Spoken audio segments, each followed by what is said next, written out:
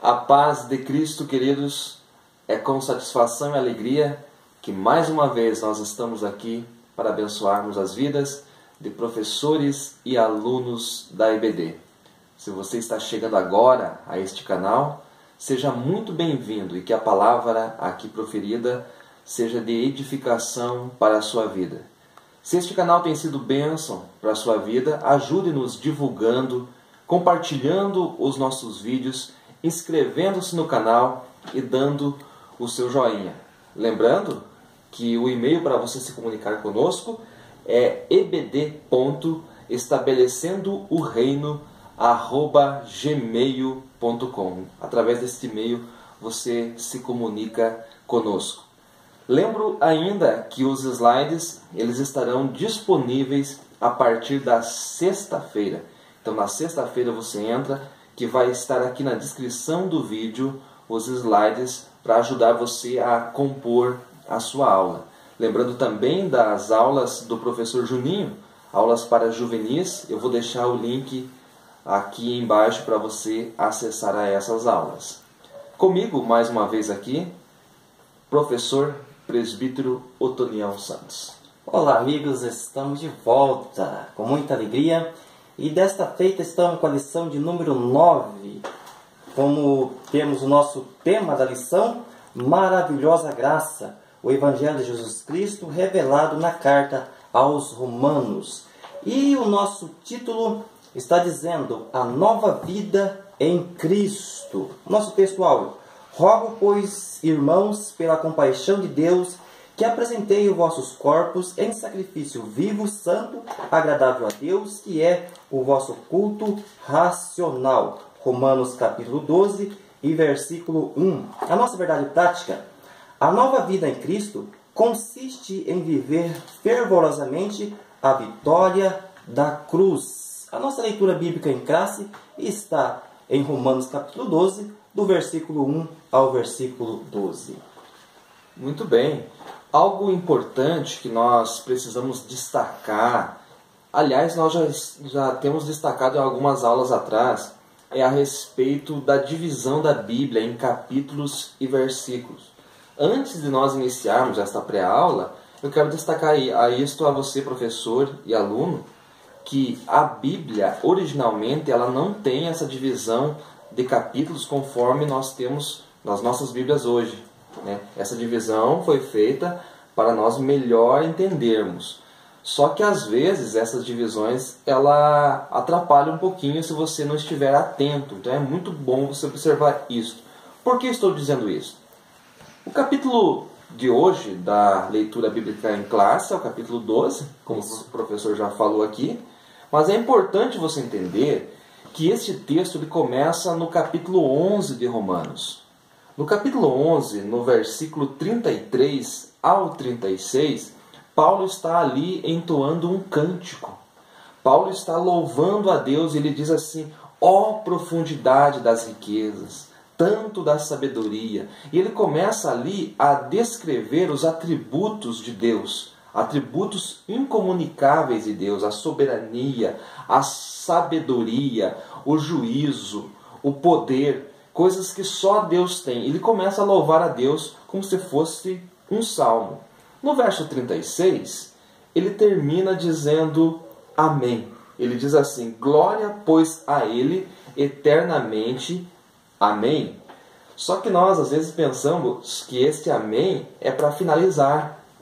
Porque nós aprendemos que amém finaliza. Nós oramos, dizemos amém para terminar. Só que amém não é fim. Amém não é fim. Amém quer dizer assim seja, que assim seja. Paulo não está terminando o texto no verso 36. Ele continua, ele emenda no verso 12 dizendo: rogo-vos, pois, irmãos.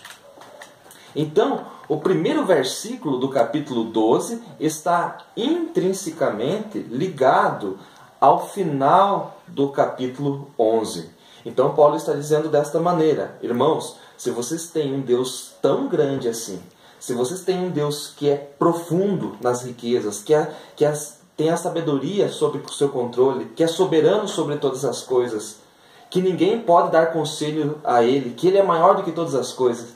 Se vocês têm um Deus tão grande assim, de que maneira que vocês devem entrar na presença desse Deus para cultuá-lo? Então ele começa aqui dizendo: rogo-vos, pois, irmãos, pela compaixão de Deus. E eu aprendo algo aqui com o pastor José Gonçalves, no primeiro tópico da lição, que rogar é muito mais do que pedir. Pedir é uma coisa, rogar é outra. Rogar é pedir com insistência, com súplica, com a força da alma.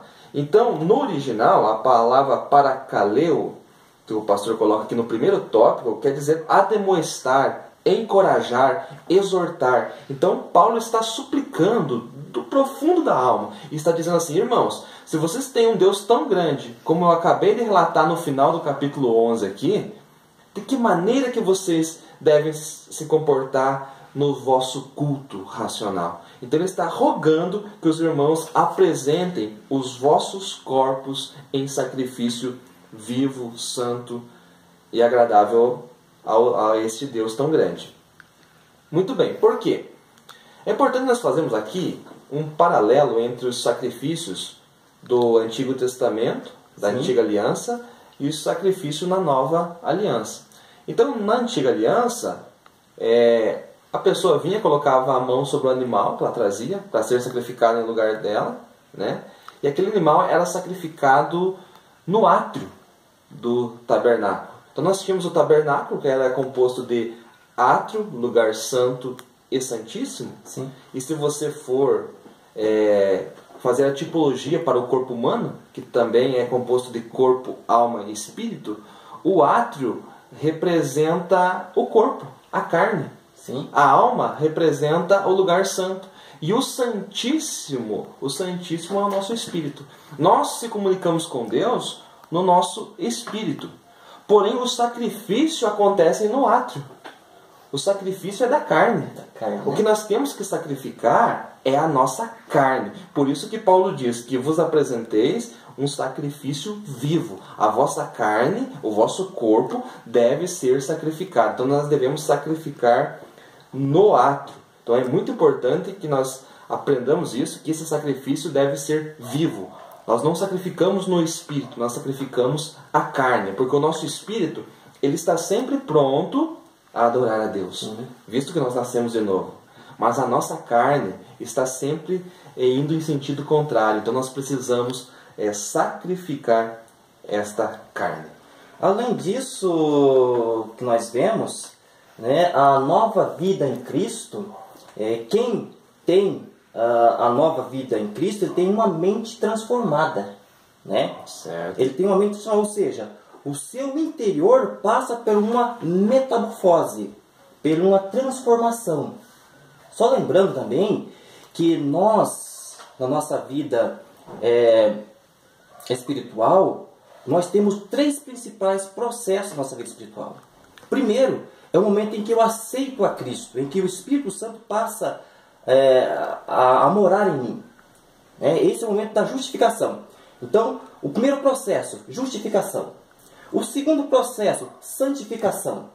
Então, o processo da justificação ele acontece no ato em que eu aceito a Cristo, o Espírito Santo adentra na minha vida, ele entra na minha vida, então eu sou justificado.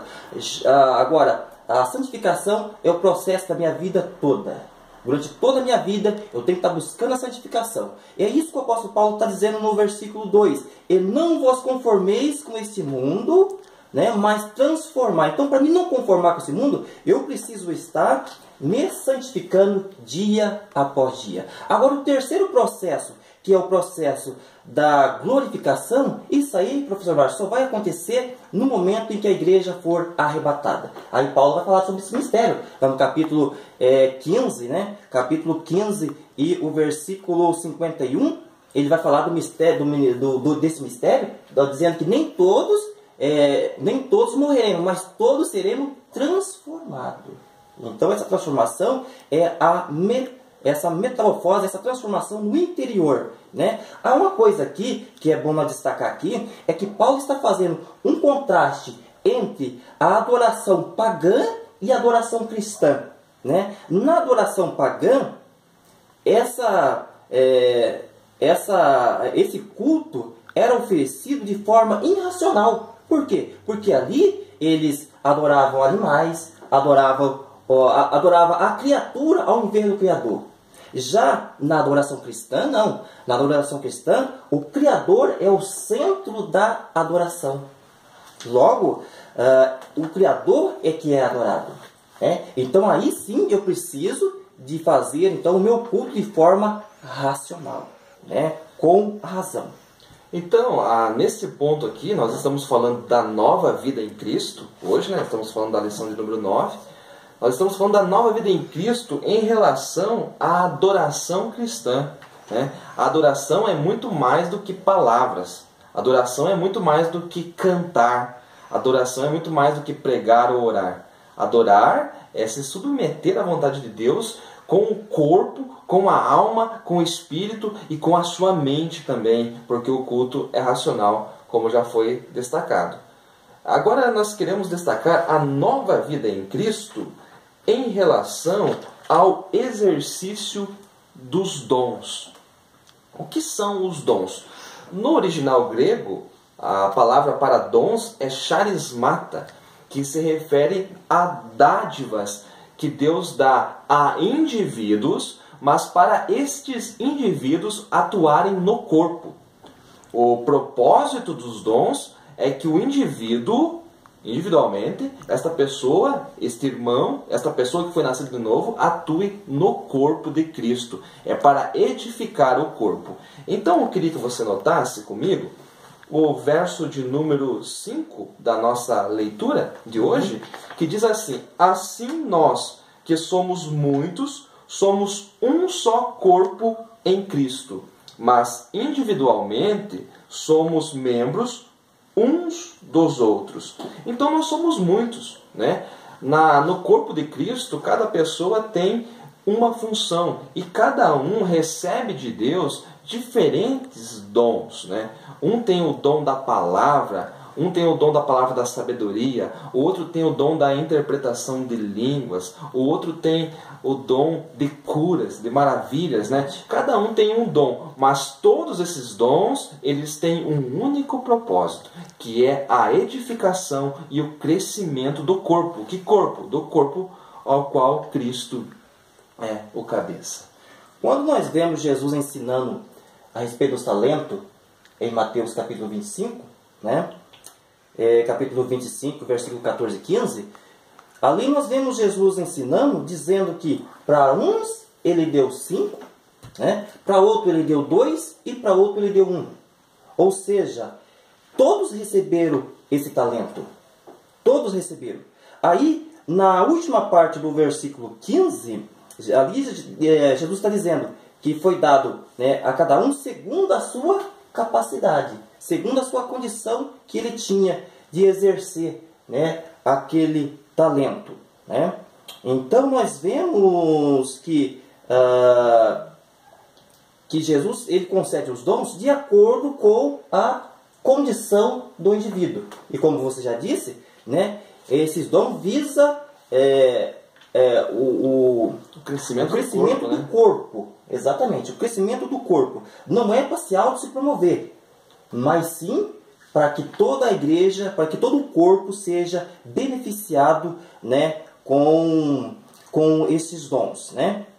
E isso, professor Márcio, está em perfeita conexão com o que Paulo está ensinando aqui. Veja o versículo 3, aí, a última parte, que diz assim, a parte B do versículo 3. Conforme a medida da fé que Deus repartiu a cada um. Então, de acordo com a fé, de acordo com a condição da pessoa, ele concede esses dons. Por exemplo, nós podemos destacar nós que estamos aqui pela misericórdia de Deus, procurando estar aqui toda semana, trazendo auxílios aos professores e alunos da Escola Dominical de todo o Brasil. Nós não estamos aqui porque nós somos melhores do que você que está assistindo, de maneira nenhuma. Nós estamos aqui porque Deus nos concedeu a sua graça, pela sua misericórdia, Ele nos deu essa possibilidade de trabalhar, de divulgar a sua palavra. E ai de mim, Ai do presbítero Otoniel se ele se gloriar por Deus ter dado este dom a ele. Então nós sabemos que nós estamos aqui para abençoar os alunos, os professores da escola dominical, porque Deus nos concedeu um dom. Maravilha. Muito bem. Agora nós vamos falar a respeito da nova vida em Cristo em relação à prática das virtudes cristãs. Nós já falamos a respeito da nova vida em Cristo em relação à adoração. No segundo tópico, o pastor fala a respeito da nova vida em Cristo em relação aos dons. E no terceiro tópico, ele destaca em relação às virtudes cristãs. E a primeira das virtudes que ele destaca é o amor. Por quê? O amor é a marca do cristianismo. O cristianismo não é uma religião como as outras, que nós temos que fazer isso, temos que fazer aquilo. Não, só há um mandamento no cristianismo, é o amor.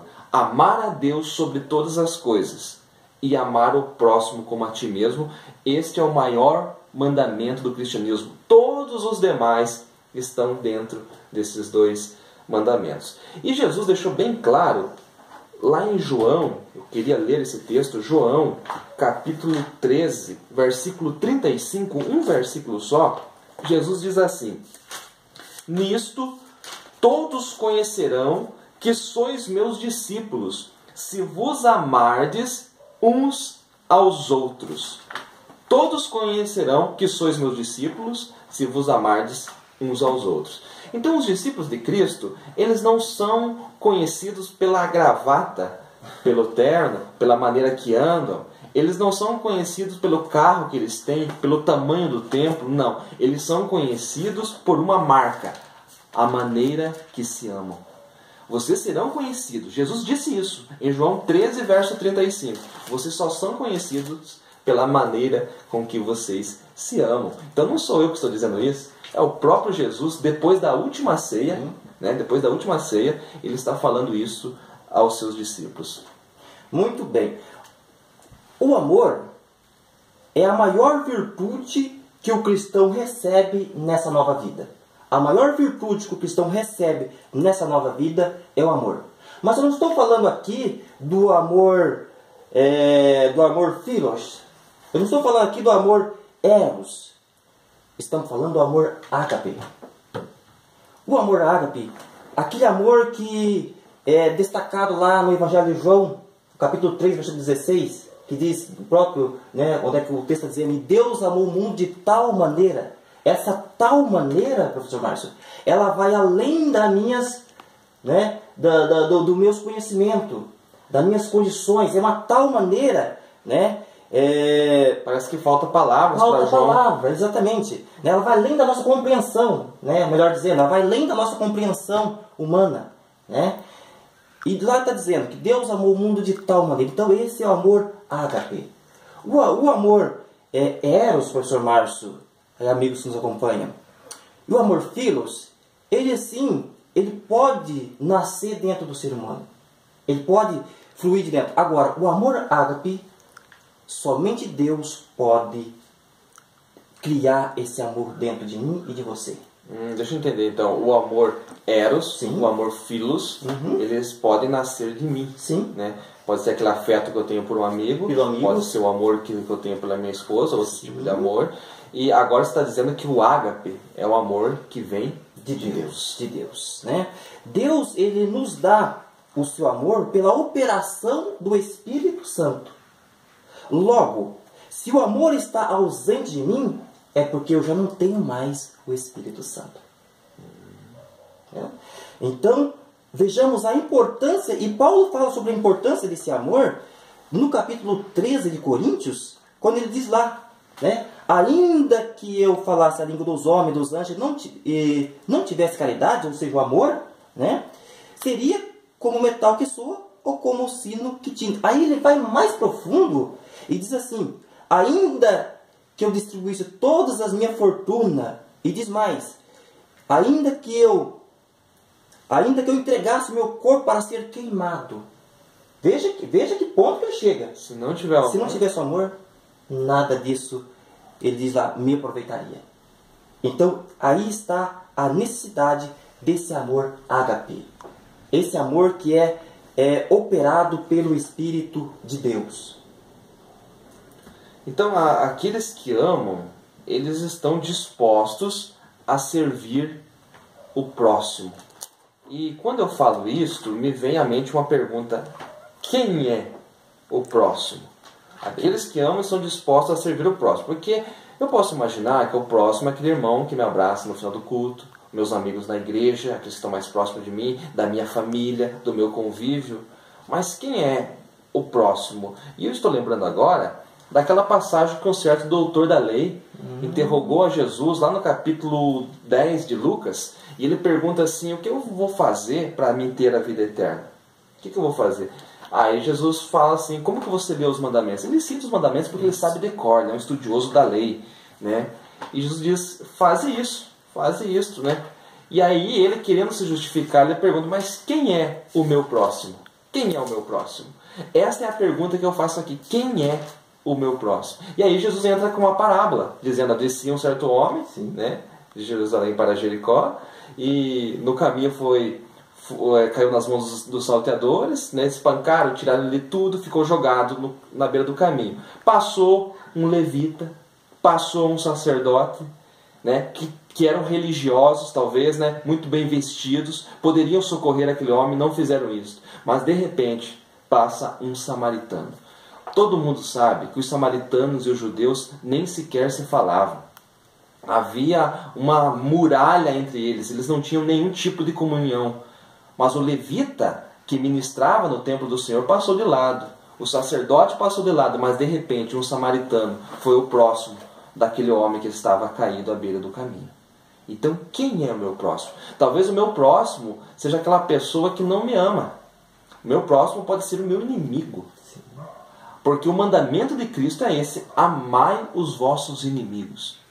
A lei de Moisés dizia para odiar os inimigos. Jesus disse assim: eu, porém, vos digo, amem os vossos inimigos. Então, quando a gente fala de próximo, aqueles que amam estão dispostos a servir o próximo. A pergunta que vem é: quem é o próximo? O próximo pode ser o seu inimigo, mas é mandamento de Cristo. Isso que nós estamos falando aqui pode soar estranho, mas nós estamos aqui proferindo o Evangelho de Jesus Cristo. Jesus Cristo falou: ame os vossos inimigos. O teu inimigo também é o teu próximo. Professor Márcio, só encerrando essa questão do amor aqui, quando nós olhamos para Isaías no capítulo 49 e o versículo 15, ali Deus falando para Israel, e vejam só, ele diz assim: pode uma mulher esquecer-se tanto do filho que cria, que não compadeça dele, do filho do seu ventre? Mas ainda que ela se esqueça, eu todavia não esquecerei de ti. Então ele fala aqui que o amor da mãe é um amor, digamos assim, um amor grande, mas o amor de Deus vai muito mais além do que ele, porque ela ainda pode esquecer, ela ainda pode falhar, mas Deus não falha com seu amor para conosco. Maravilha! Nós esperamos então que estes poucos recursos aí, eles sirvam para abençoar e para você montar a sua aula. Nós queremos concluir dizendo que nós precisamos destacar que aqueles que têm a nova vida em Cristo, eles servem a Deus com o seu ser completo. O seu corpo, alma e espírito. E a sua mente, ela está intrinsecamente ligada em servir a Deus. Por que eu estou destacando isto? Porque nós estamos vivendo dias em que muitas das vezes as pessoas se reúnem para prestar um culto a Deus, mas é um culto do corpo. Sim. O corpo está presente, mas o corpo não está em sacrifício. O corpo está apenas ali, mas a mente muitas das vezes está longe. Nós temos visto isto em nossas igrejas ultimamente. Igrejas lotadas de pessoas que estão vazias de Deus. Então, cultuar a Deus é muito mais do que se reunir num domingo e ir a um determinado templo e levantar a mão, cantar alguns hinos. É muito mais do que isso, né? E envolve o nosso ser interior. Então nós precisamos aprender isso, que cultuar a Deus é apresentar o nosso corpo em sacrifício. É o culto da mente, é o culto da razão, não é um culto apenas da emoção. É muito mais do que isso. Professor Tony, as suas considerações finais. Muito bem, amigos que nos acompanham, nós ficamos felizes por mais esse momento em que nós podemos aqui então apontar, né, são alguns apontamentos, né, professor Márcio, para que possa te auxiliar aí na sua aula. Então, só lembrando, né, que o nosso culto racional é servir a Deus sem reserva, é servir a Deus por completo. Isso é o culto racional. Que Deus abençoe, que Deus continue te abençoando rica e poderosamente. Que Deus abençoe a todos, então. Se você ainda não se inscreveu, inscreva-se nesse canal, dê o seu joinha e continue orando por nós. Que Deus abençoe grandemente.